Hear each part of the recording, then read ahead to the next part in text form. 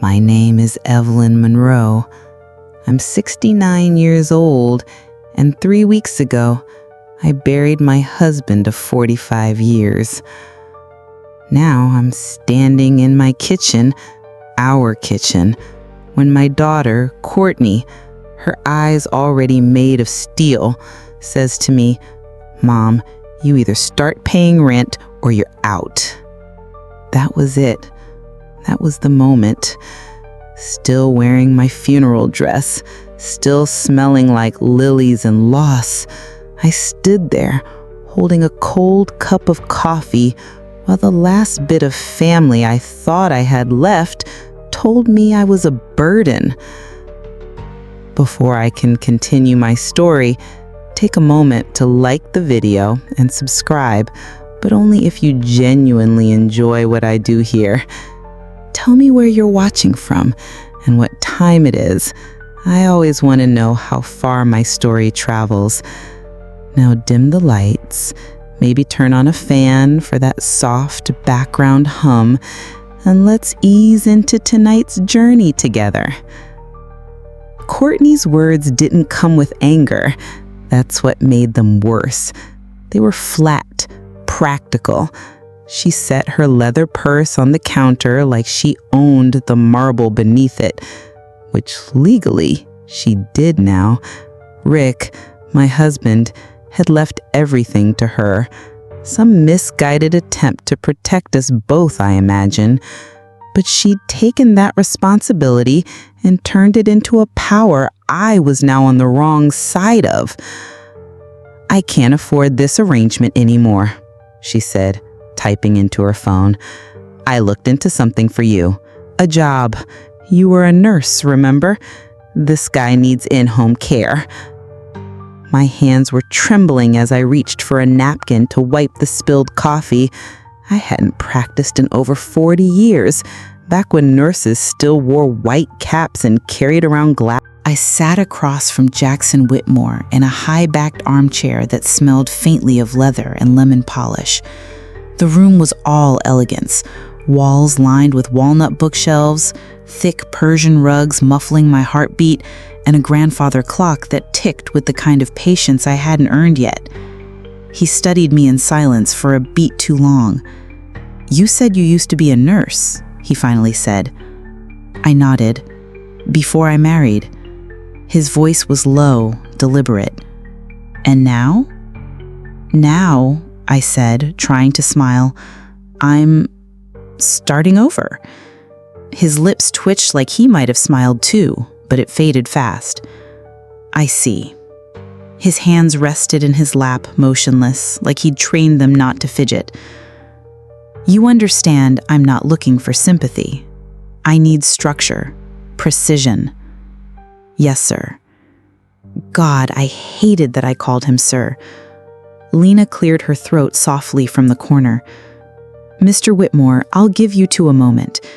She slipped out, leaving the door open just a crack, probably for safety protocol, or maybe to let me run. "Have we met before, Mrs. Monroe?" My throat closed. There it was. The moment you know something and decide whether you'll lie to protect yourself or break something open that can't be fixed. "No," I said quickly. "No, I don't think so." But even as I said it, my body betrayed me. My hand reached for my locket. I wasn't even wearing it. Jackson narrowed his eyes. "You remind me of someone I knew a long time ago. She had a way of looking at you like she saw more than you wanted her to." I said nothing. I couldn't. He turned his wheelchair slightly to face the fire that wasn't even lit. "I've been alone a long time, Mrs. Monroe. Let's be clear. This is not companionship. It's service. You help me shower, get dressed, manage my pills. You bring my coffee by 7:30, not 7:35, not 7:31. The next morning, I brought him his coffee, black, no sugar, precisely at 7:28. He glanced at the clock. "You're early." I was taught early is on time, I replied, trying to sound steady. He took the cup, his fingers brushing mine, and I felt it again, that flicker of electricity. Not romantic, not yet.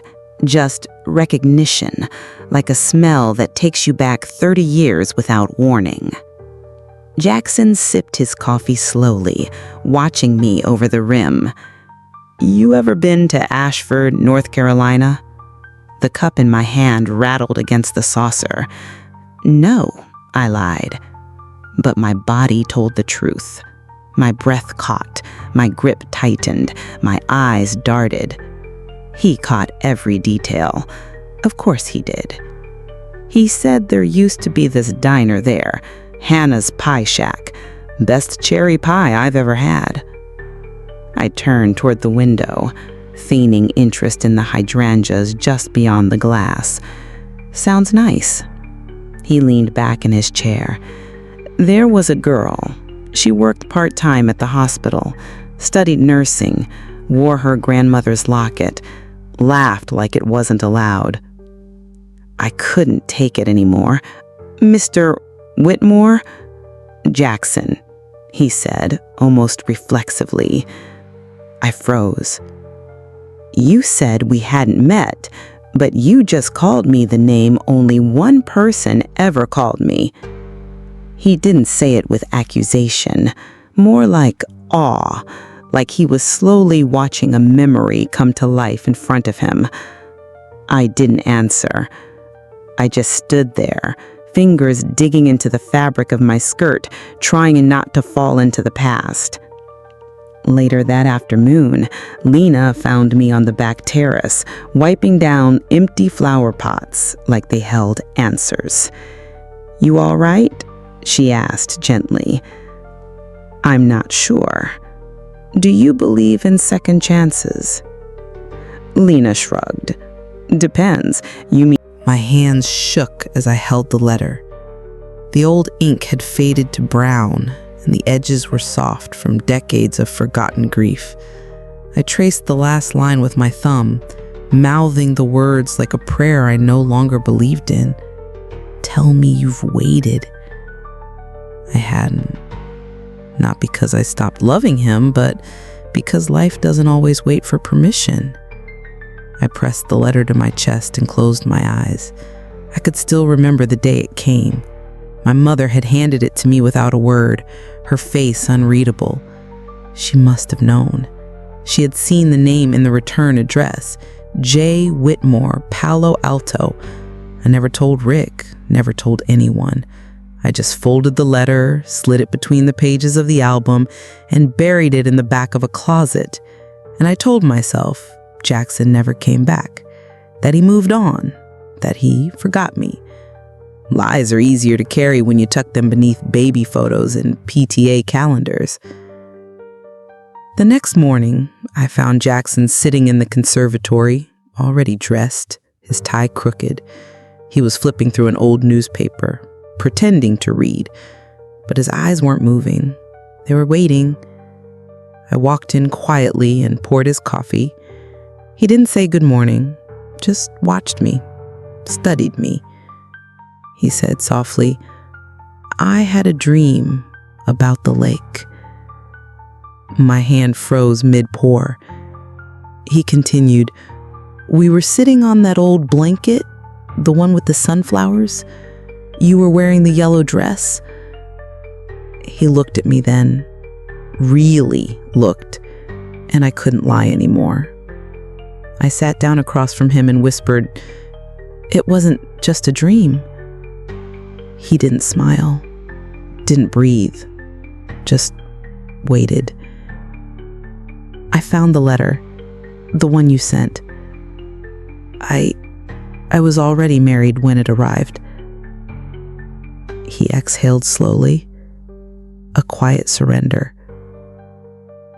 Why didn't you write back? I asked, even though I knew the answer.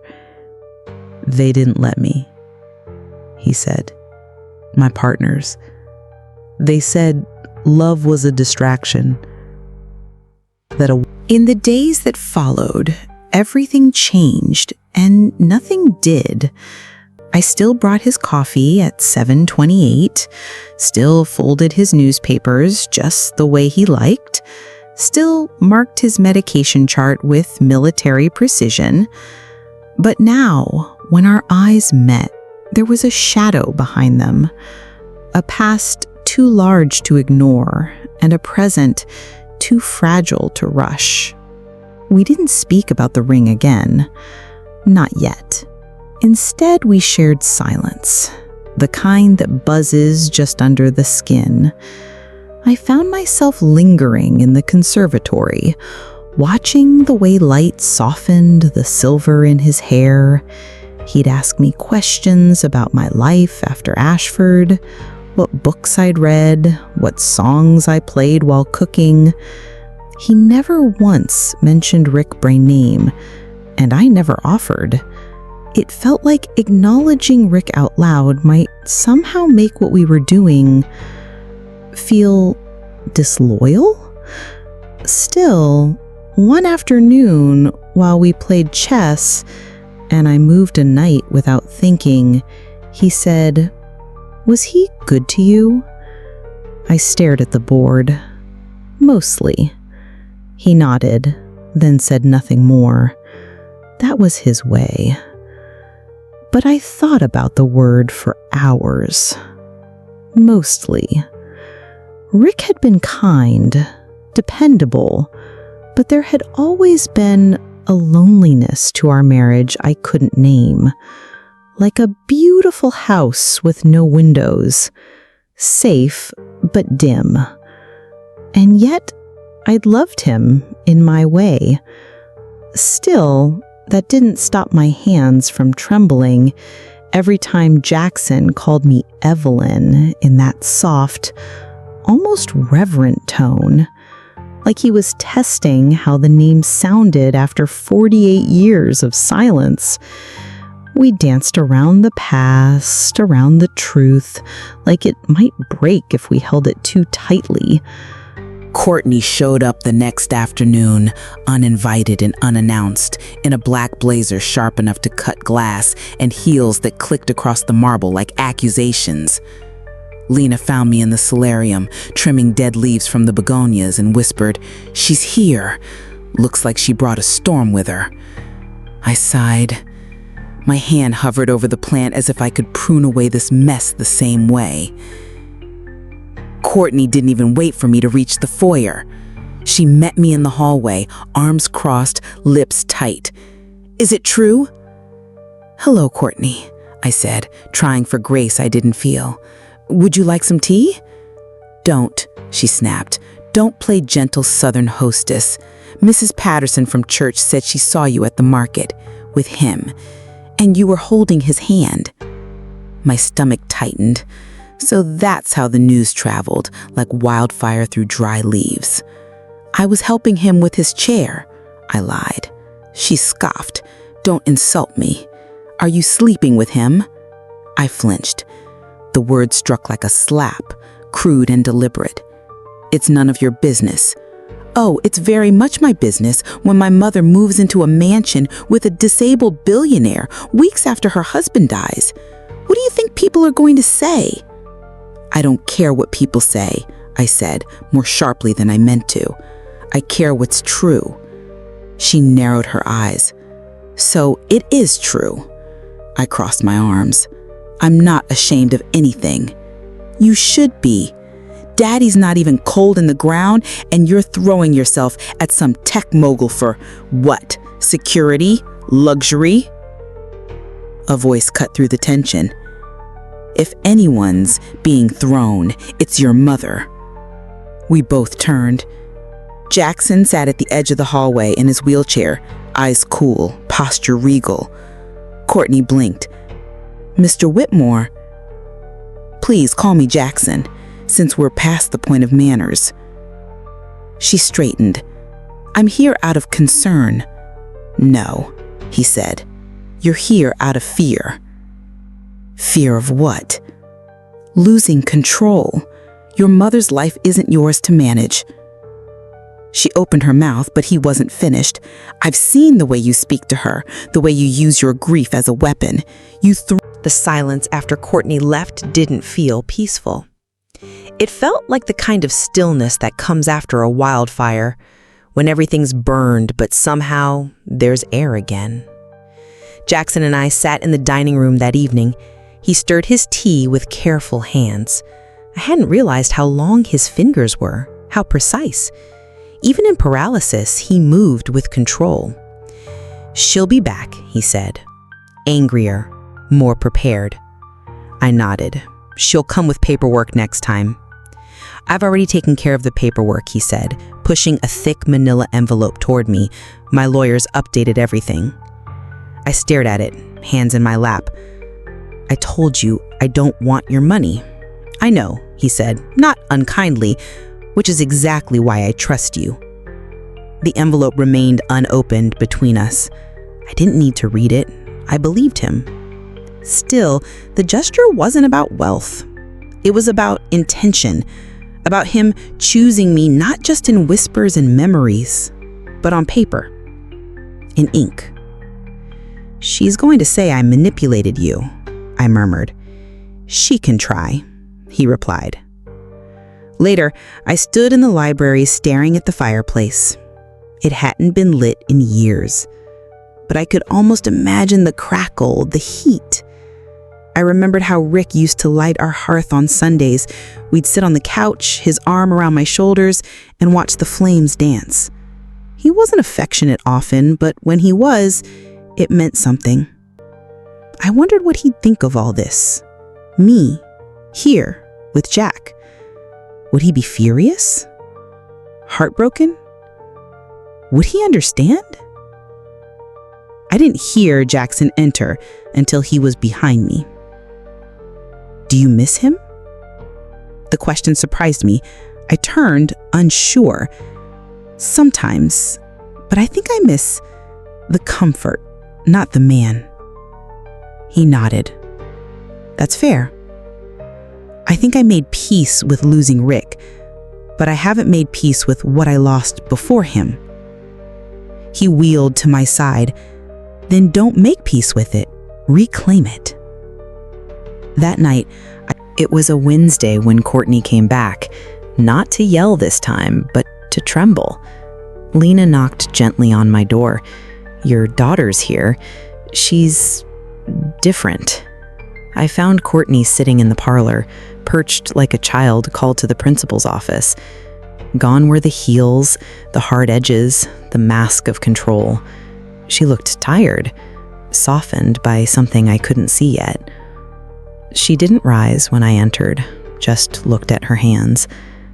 "I went through Dad's things," she said, voice barely above a whisper. "After you left," I sat opposite her, wary. She continued, "I wasn't going to tell you, but I found letters." My stomach twisted. "From him," she clarified, "to a woman named Jennifer. They go back 2 years before he died. He was seeing her, Mom, while he was sick, while you were taking care of him." My heart didn't race, it didn't shatter, it just slowed. She looked at me then, eyes full of regret. "I thought I could pretend not to know it would stay buried. But then I saw you with Jackson and I projected all this anger about Dad, about being lied to. I threw it at you." The weight of her confession sat between us like fog. I thought about those final months with Rick. The distance, the curt replies, the nights he said he was too tired to talk. I had chalked it up to the chemo, to the pain, to aging. But now I wasn't so sure. "I don't know what hurts more," I whispered. "That he cheated, or that he didn't trust me enough to tell me the truth before he died." Courtney wiped her cheek. "I wanted to believe he was perfect. I think I needed one of you to be. And when I saw you laughing with someone else, I panicked." I nodded slowly. "And now?" She shrugged. I don't know. Now I see you, and I think maybe you deserve this. Him. A chance. 3 weeks later, Jackson and I married in the garden behind his home. There were no guests, no music, no flower girl dropping petals on the lawn, just Lena standing to my left as witness, his lawyer on the right, and the ocean murmuring softly in the background. He wore a dark gray suit that had been tailored years ago, but still fit his frame like memory. I wore a sky blue wrap dress I'd bought secondhand, something modest that felt like me. A gold band slipped over my finger. No diamonds, no theatrics, just warmth. He held my hands as best he could, fingers curling around mine, and whispered the vows as though he'd written them a lifetime ago and never had the chance to say them out loud. "I never stopped loving you," he said, "even when I thought you were gone, even when I built my life around the silence you left behind." My own words caught in my throat, so I said what I knew to be truer than any script. "I didn't choose you then, Jack, but I'm choosing you now, with both feet, with open eyes, with whatever years we have left." We kissed, not out of passion, but out of quiet triumph, a gentle, trembling moment where I felt every version of myself watching: the girl in yellow, the tired mother, the grieving widow, the woman who never stopped believing in tomorrow. After the vows, we sat together on the small patio. The wind rustled through the vines. Lena brought out a single-tiered cake, lemon with raspberry, my favorite, and we each had one slice, laughing at how we couldn't finish even that. No one threw rice, no champagne corks popped, but there was a peace so deep I nearly wept with it. That night, Jackson wheeled himself beside the bed while I stood brushing my teeth in the vanity mirror. I caught his reflection watching me. Courtney returned 1 week after the wedding. Not in silence or rage this time, but with 2 grandkids in tow, Emma and Drew. They stood shyly at the threshold of the house, clutching juice boxes and looking up at the massive white columns like the gates of some secret world. I greeted them with open arms, heart beating. "Come in, sweethearts. I've got cinnamon rolls and board games." Courtney looked unsure, like she was still waiting for the earth to shift beneath her feet. She glanced past me toward the sitting room where Jackson waited. "You sure it's okay?" she asked. I nodded. "This is your family too. Whether or not you're ready for that, we are." Jackson greeted the kids like he'd known them forever, offering them licorice from the antique tin he kept near his chessboard and asking them if they liked dinosaurs or space better. Drew voted dinosaurs. Emma said both. Courtney and I sat in the sunroom as the kids ran laughing through the halls. "You look different," she said, sipping the lemonade Lena had brought. "I feel different," I said. "I feel present." She looked out toward the garden, where Jackson sat beside Drew, showing him how to move the rook. "I didn't think this would make sense to me," she admitted. "But it does. Now." I smiled. "He doesn't replace your father." "I know. But I think he replaces a version of you I didn't realize was missing." That hit hard. The version of me who used to hum in the kitchen, who used to paint her toenails just because, who laughed too loudly and cried too easily, and wore yellow on days that felt like gray. After dinner, we sat around the fire pit and roasted marshmallows. Jackson told Emma a story about building his first computer out of scraps from a junkyard. She listened wide-eyed, mouth sticking